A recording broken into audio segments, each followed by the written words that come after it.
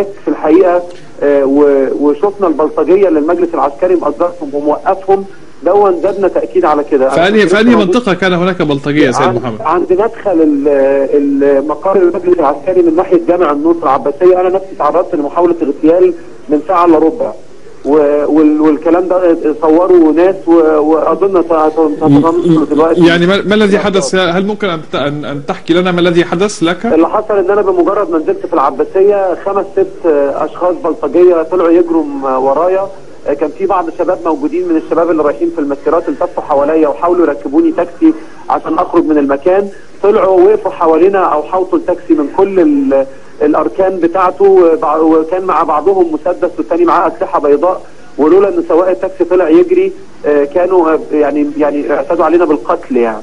طب لماذا يعني سيد محمد، يعني بماذا تفسر الهجوم عليك وانت في وسط المسيره؟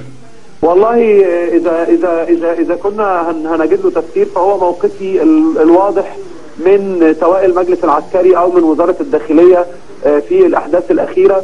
والمجلس العسكري هو الجهه السياسيه المسؤوله عن احداث استاد بورسعيد.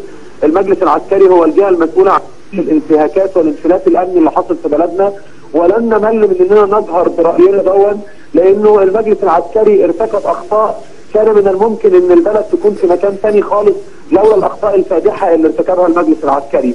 كونه بيأجر بلطجيه يقفوا لنا عند المداخل اللي توصل لمقره، فهو بيؤكد وجهه نظرنا فيه في الحقيقه.